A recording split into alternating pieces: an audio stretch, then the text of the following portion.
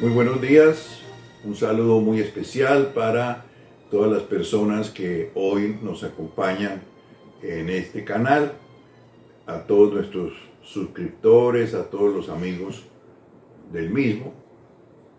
Y hoy terminamos un ciclo, el ciclo de las independencias en la historia de América Latina, con el caso de la independencia de México. Habíamos dicho en varias ocasiones que la independencia de México era un poco distinta a como había sido el proceso de independencia en otros territorios del antiguo Imperio Español. Básicamente la diferencia, como lo vamos a ver a lo largo de este video, tiene que ver con la abstención, llamémoslo así, de los criollos con el proceso de independencia. Es decir, no quisieron la independencia y se aliaron con la élite española para impedir el proceso de separación de la Nueva España, que era el nombre de México en ese momento, del Imperio Español. Esa es la gran diferencia y bueno, habrá otras diferencias particulares. Comencemos entonces con el caso mexicano. Bien, en 1808 se produce, como todos sabemos, la famosa invasión napoleónica a España, el sainete famoso de las abdicaciones de los reyes españoles, Carlos IV y Fernando VII, y finalmente el traslado del poder de la corona española al hermano de Napoleón, José I. Esta situación que ocurre en España pues va a alarmar mucho a los criollos de la Nueva España, como había ocurrido por ejemplo en el caso de Quito, que aquí también lo trabajamos en otro video, porque se teme que el imperio francés, el imperio napoleónico, quiera incorporar estos territorios del imperio español a el imperio napoleónico y se mira con reserva, con resistencia, la presencia francesa, porque se cree todavía que Napoleón es un hijo, que lo es, sin duda alguna, de la Revolución Francesa, de las ideas de igualdad, y eso crea muchas resistencias en la élite criolla. Lo mismo que las ideas liberales de libertad religiosa y libertad de pensamiento, todo eso crea muchas resistencias en una élite criolla que ve con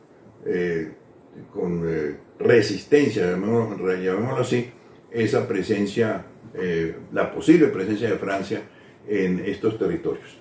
Entonces un grupo de criollos, como ha ocurrido casi en todas partes de América, un grupo de criollos,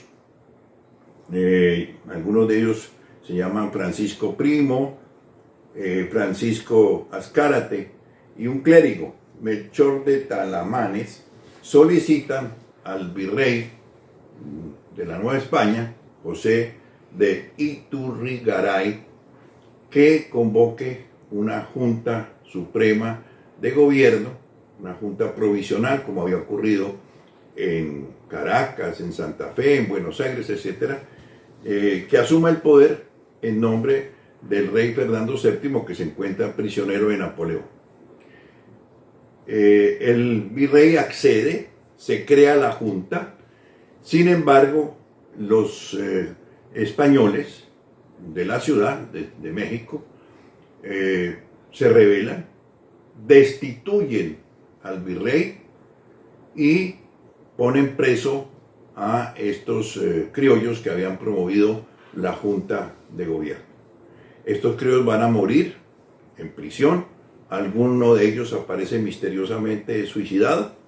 De todas maneras, pues se acaba cualquier intento de crear una junta de gobierno, como había ocurrido en otras partes del territorio español colonial. Sin embargo, entonces, a partir de este momento, se van a crear unas juntas de gobierno secretas, unas juntas de gobierno que van a conspirar contra el orden español, una serie de grupos que se reúnen para buscar cómo dar un golpe de Estado contra las autoridades españolas y criollas que se han unido para impedir cualquier intento revolucionario. Y es ahí donde surge un grupo de conspiradores que están encabezados por Miguel Hidalgo Costilla, que es un cura de un sitio que se llama Dolores, en el estado de Guanajuato, y acompañado por el corregidor del sitio, que es Miguel Domínguez, su esposa, Josefa Ortiz, y dos militares españoles, pero amigos de la independencia, que fueron Ignacio Allende y Juan Aldama. Como temen que se les descubra como conspiradores, deciden dar el salto a la insurrección. Y entonces el cura Hidalgo convoca a la población indígena, sobre la cual él tiene un gran ascendiente. Él habla la lengua de muchas tribus y muchas comunidades indígenas, y al grito de abajo el mal gobierno, no se sabe si gritó viva Fernando VII, no se discute eso, pero que sí, de todas maneras gritó abajo el mal gobierno, mueven a la población indígena de Dolores y comienzan su marcha hacia la Ciudad de México. Desde luego van los dos oficiales, los dos militares que acompañan a Hidalgo, Aldama y Allende, y en el camino se van uniendo más y más población indígena, mal armados, con machetes, con palos, en fin, es una población indígena muy desorganizada, la verdad, pero que sigue a Hidalgo, que mueve a la población indígena con el estandarte de la Virgen de Guadalupe, una devoción muy profunda que tienen las comunidades indígenas desde la época de la conquista y de la colonización. Y con ese estandarte entonces Hidalgo se moviliza con ese grupo enorme de personas que llegan a 50,000 hacia la Ciudad de México. Bien, ¿quién es este Hidalgo? ¿Quién es este cura que moviliza en este momento esa enorme población indígena? Bien, Hidalgo no es ni mucho menos un cura de pueblo. Hidalgo es un hombre ilustre, es un cura ilustrado. Había sido rector del Colegio Seminario de San Nicolás en Valladolid, que hoy se llama Ciudad Morelos. Había sido un autor muy prolífico en materias teológicas. Algunas de esas materias teológicas que él trabaja crean cierta inquietud en la Inquisición. Como sabemos, los tribunales de la Inquisición en América Española, estaba uno en Ciudad de México, otro en Cartagena de Indias y otro en Lima. De manera que la Inquisición tiene ciertas reservas sobre las publicaciones que hace Hidalgo, pero finalmente no proceden contra él. Se dice que Hidalgo es uno de los teólogos más prestigiosos de la Nueva España, de manera que no se trata de un cura de pueblo. Hidalgo es un cura ilustrado, sabe 7 idiomas, entre otros algunos idiomas indígenas, lo que le permite ese ascendiente sobre la población indígena. Es un lector asiduo, sobre todo de la literatura francesa, traduce a Molière, de manera que pues es un hombre, un típico cura ilustrado. Es un hombre de costumbres, como muchos curas ilustrados, de costumbres mundanas. Le gusta el juego, le gusta rodearse de damas bellas, etc. De manera que es un hombre que uno podría como comparar un poco al famoso obispo de Arras-Talleyrand en la Revolución Francesa, un cura mundano y un cura con gustos laicos, seglares, etc. Bien, ese es Hidalgo. Bien, entonces se moviliza esta enorme población que él ha logrado convocar, y hay una serie de actos de violencia iniciales, lo que va marcando realmente la conversión de este movimiento popular hacia un carácter de clase, porque se asaltan las haciendas de los terratenientes esclavistas, se queman las casas de sus dueños, Se asaltan igualmente los archivos de las municipalidades, donde están registrados quiénes son esclavistas, cuántos esclavos tiene cada esclavista, donde están registrados los montos de los tributos que deben pagar los indígenas, el tributo a la corona, precisamente por razón de las reformas borbónicas. Los tributos indígenas se habían trepado en forma excesiva, estrafalaria, imposible de pagar, empobreciendo más todavía a la población indígena, lo cual pues explica un poco la resistencia ya de los indígenas al orden español en este momento y por qué se movilizan al lado del cura Hidalgo. Y esta situación de violencia que se genera con esta movilización de Hidalgo definitivamente va a poner a los criollos al lado de los españoles. Es decir, se van a oponer a la independencia, a la revolución. El hecho más grave va a ocurrir en la toma de Guanajuato, donde los españoles de esa ciudad se van a refugiar en un depósito de granos que se llama la Alhóndiga. Allí llegan las masas indígenas y masacran a todos los españoles refugiados allí. Es un crimen horrendo. Se dice pues que Hidalgo no impide estos hechos de violencia y eso va a crear, como digo, una enorme resistencia de la población criolla hacia el movimiento independentista que lidera Hidalgo. Bien, hay una batalla importante de las Cruces que le permite a Hidalgo derrotar a las primeras fuerzas españolas y queda abierto el camino a México, a la Ciudad de México. Sin embargo, entonces ¿sabe por qué? Hidalgo no toma la ciudad, no se dirige a tomar la ciudad y se refugia en Guadalajara. Allí pues establece su sede, su fuerte, crea como una especie de corte, ¿no? Donde se le llama Alteza, se le tiene que denominar con ese nombre aristocrático. Participa en una serie de fiestas y entonces aparece allí con una dama muy elegante, muy bella, una especie de reina consorte, y bueno, toma algunas medidas populares en favor de los indígenas, declara la independencia, la libertad de los esclavos negros, etc. Y es allí cuando el virrey, el nuevo virrey, José María Callejas, decide atacar a Hidalgo en Guadalajara. Guadalajara entonces, en Hidalgo, pues se resiste en un puente, el puente Calderón. Es una batalla de 6 horas, finalmente es derrotado, logra huir él, Aldama y Allende. Sin embargo, un supuesto y fiel seguidor del cura Hidalgo, se hace pasar por seguidor, logra capturarlo con ayuda de los indígenas comanches.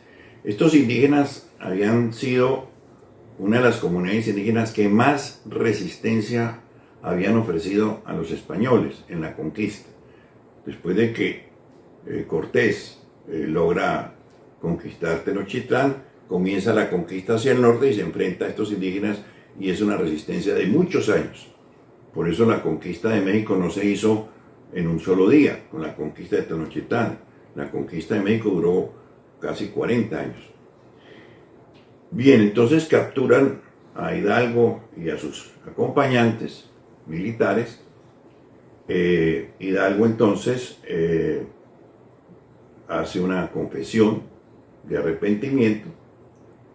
Él había sido excomulgado tanto por el obispo de Michoacán como por el arzobispo de México y el arzobispo de Guadalajara. Cuando él fue notificado de esa excomunión,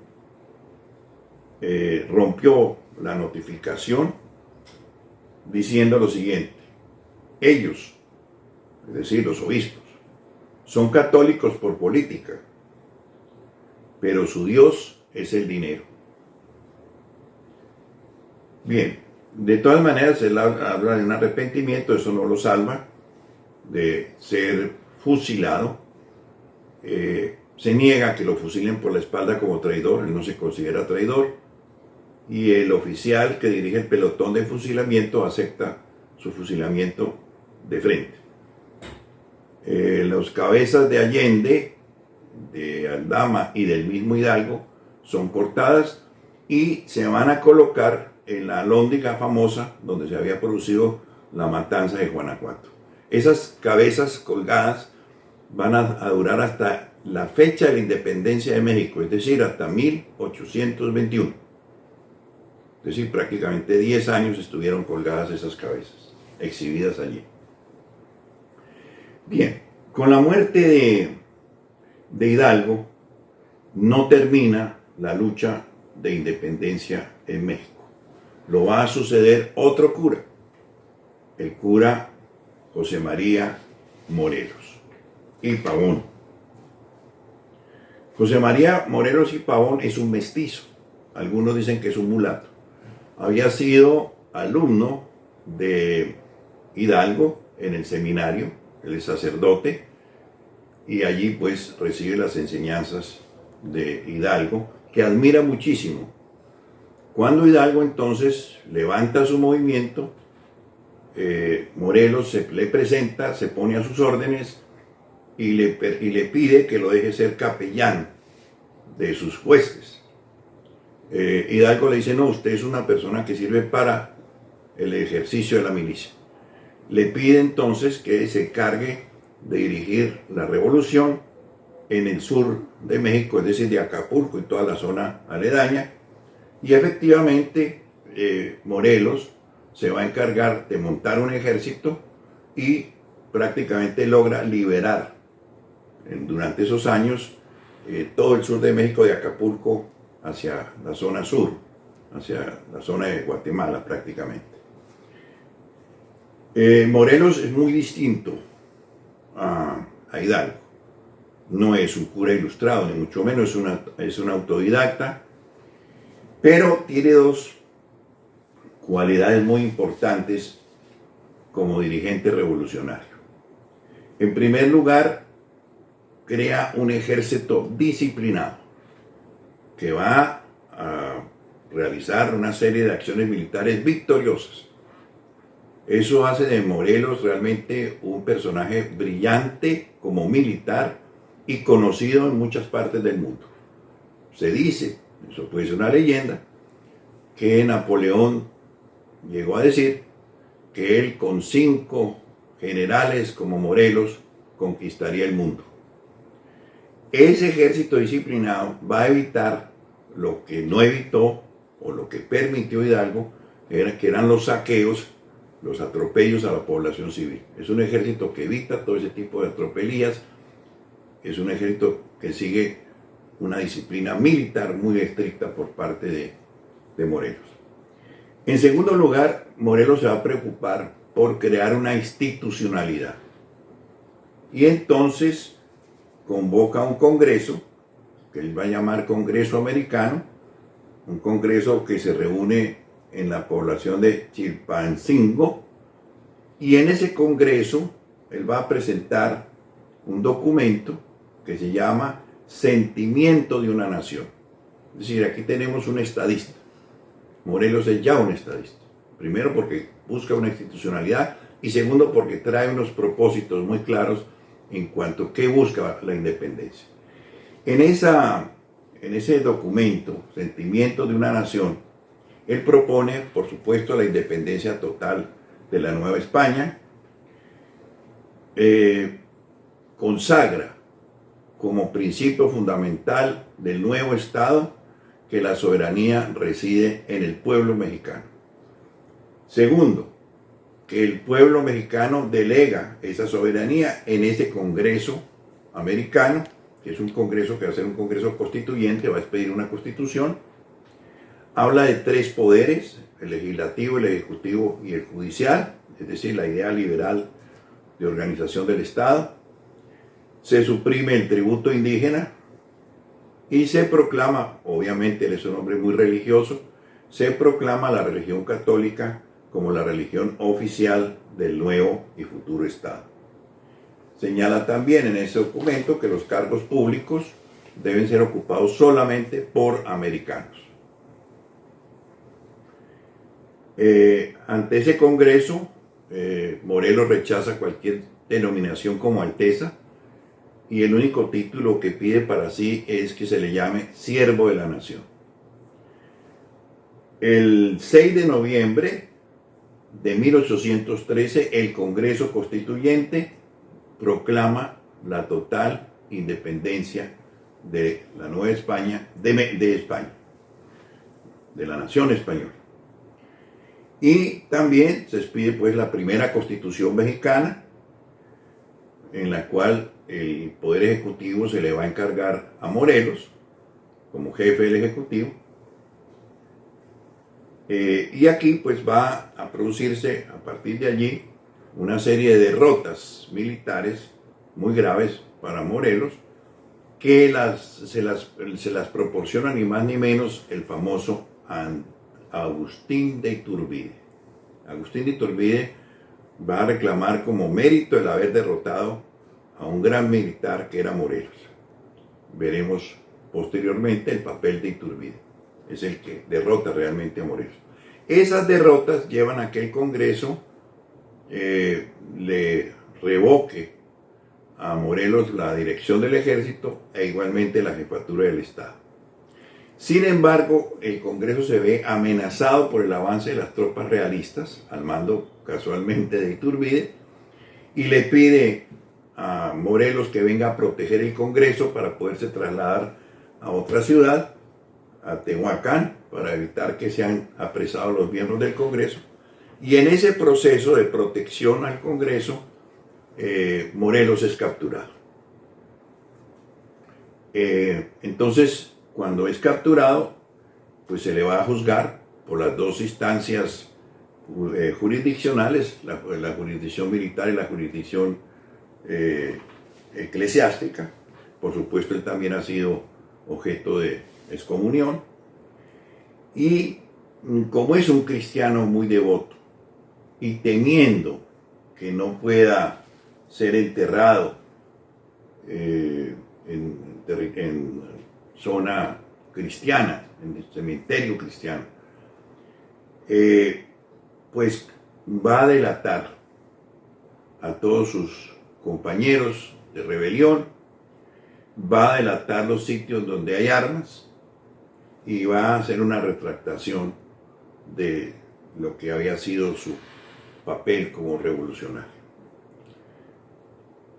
Eso lleva a que finalmente se le fusile por la espalda como traidor, pero que pueda ser enterrado en territorio cristiano y que pueda recibir los últimos sacramentos. Muerto Morelos, pues van a continuar dos generales de él, muy importantes en la resistencia.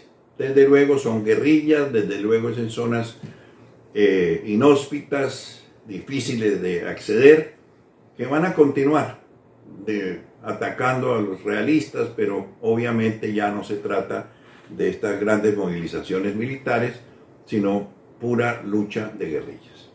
Estos dos militares son Vicente Guerrero, que va a actuar en el sur del país, en la zona donde había actuado Morelos, y otro va a ser Guadalupe Victoria, que va a actuar en la zona de Veracruz, el famoso puerto de Veracruz. En toda esa zona va a actuar este general que había sido oficial de Morelos.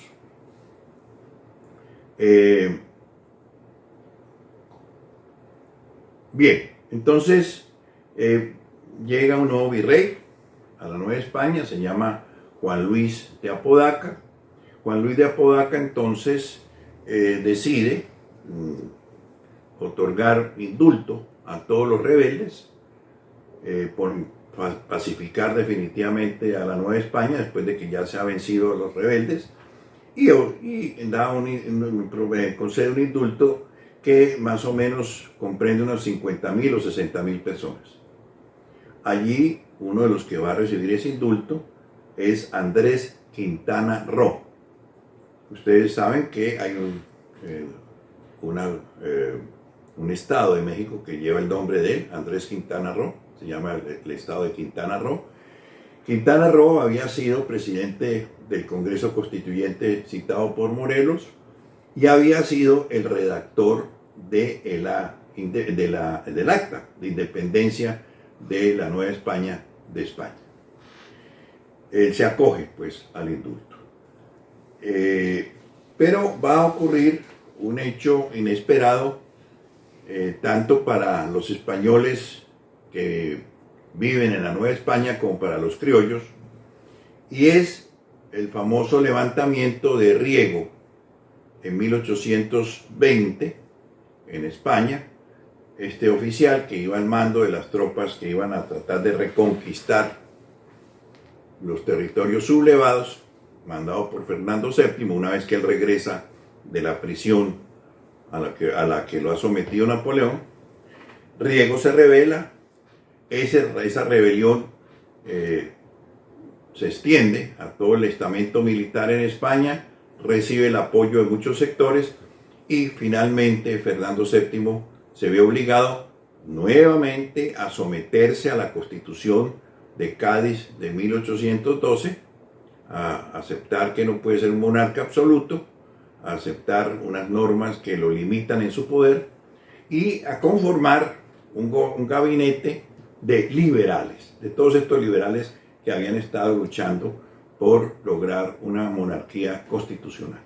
Este hecho alarma mucho a los españoles de la Nueva España y mucho también a los criollos que no estaban de acuerdo con la independencia. Y entonces parece que se monta una conspiración que se llamó la conspiración de la Profesa. Este es un templo que está en Ciudad de México, que es de San Felipe Neri, y se llamaba la Profesa. Allí se reúnen una serie de conspiradores españoles y criollos y para impedir que esa constitución de 1812, esa constitución liberal peligrosísima, pueda imponerse en la Nueva España. Este sector va a obligar, a presionar al virrey, a Apodaca, a que nombre como comandante de las tropas realistas a Agustín Iturbide. Este Iturbide, ya hemos dicho, es un oficial criollo,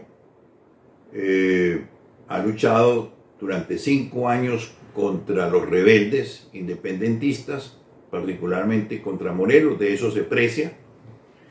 Es un hombre que lo ha derrotado en definitiva, famoso por su crueldad. Se lo acusa de saqueos, se lo acusa de fusilar a mujeres que él llama seductoras, aquellas mujeres que supuestamente, utilizando sus atractivos físicos, buscan convencer a algunos militares para que se pasen al campo rebelde. Él las fusila. Es un hombre pues que ha tenido un desempeño inequívocamente al servicio del orden español.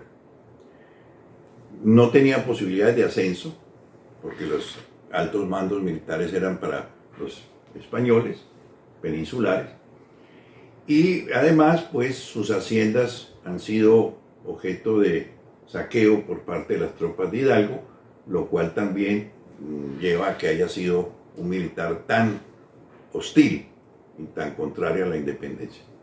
Bien, este es el hombre pues que nombran como jefe de las fuerzas realistas, y se supone que va a pelear contra Vicente Guerrero allá en el sur, que todavía sigue resistiendo. Y lo que ocurre es todo lo contrario. Este hombre, Iturbide, se reúne con Vicente Guerrero, se dan un abrazo y lanzan lo que llama el Plan de Iguala. Es un plan en el cual primero se proclama la independencia de México con respecto a España, se establecía la posibilidad de una monarquía en cabeza de Fernando VII o de alguno de sus familiares, Se establecía igualmente que la religión del Estado mexicano iba a ser la religión católica y se proclamaba la igualdad de todas las razas. Esos principios del Plan de Iguala se recogen en 3 famosas garantías que son independencia, religión y unidad. Por eso se llamó el Pacto Trigarante. 3 garantías que se garantizaban en el famoso Plan de Iguala: independencia, religión católica y unidad. Las fuerzas rebeldes de Guerrero se unen al ejército realista y se conforma lo que se llamó el ejército trigarante, es decir, el Pacto de Iguala. Ese Pacto de Iguala recoge la opinión favorable de todos los sectores de la población mexicana, por lo menos de las élites, tanto españolas como criollas. De manera que hay una unanimidad aceptando este famoso plan y aceptando, por supuesto, la independencia. Bien, el ejército trigarante pues entra en Ciudad de México triunfante el 27 de septiembre de 1821, etcétera, etcétera. El virrey, el nuevo virrey que nombra Fernando VII, Juan de Oduyú, llega a Veracruz, se encuentra en una situación irreversible. Se ha declarado la independencia, él ve que ya no hay nada que hacer, que hay una unanimidad en torno a ese tema, y entonces firma con Iturbide un tratado, que se llama el Tratado de Córdoba, en el cual se reconoce la independencia, en el cual se le ofrece a Fernando VII el trono de la Nueva España o a alguno de sus familiares. Todo eso pues lo aprueba este virrey nuevo en asocio con Iturbide. Fernando VII va a declarar nulo ese tratado, no va a aceptar que se le nombre rey de la Nueva España, un poco como el rey de Prusia, Federico Guillermo, cuando la Asamblea de Frankfurt, la Asamblea Liberal Democrática, le ofrece la corona de Alemania en 1848, él la rechaza, diciendo que una corona que apestaba a sedición. Yo creo que más o menos Fernando VII siente lo mismo cuando le ofrecen la corona de la Nueva España, una corona que apesta a sedición, una corona que nace en una rebelión. No acepta pues ese famoso Tratado de Córdoba que había firmado su virrey con Iturbide. Ante el fracaso de una monarquía en cabeza de un rey español o de sus familiares, se produce un movimiento popular apoyado por el ejército que pide que Iturbide se declare emperador de México. Así lo hace, se declara emperador con el nombre de Agustín I. Va a durar apenas un año en el poder, va a producirse más tarde un movimiento encabezado por Antonio López de Santana, famoso Antonio López de Santana, que va a dominar la historia de México durante 30 años, derrocan a Iturbide, él sale exiliado y mucho más tarde, cuando regresa a México, va a ser fusilado. Aquí pues terminamos este proceso de la independencia de México, que como ustedes ven tiene muchas diferencias con lo que fue el proceso en el resto del continente americano, en las antiguas colonias españolas.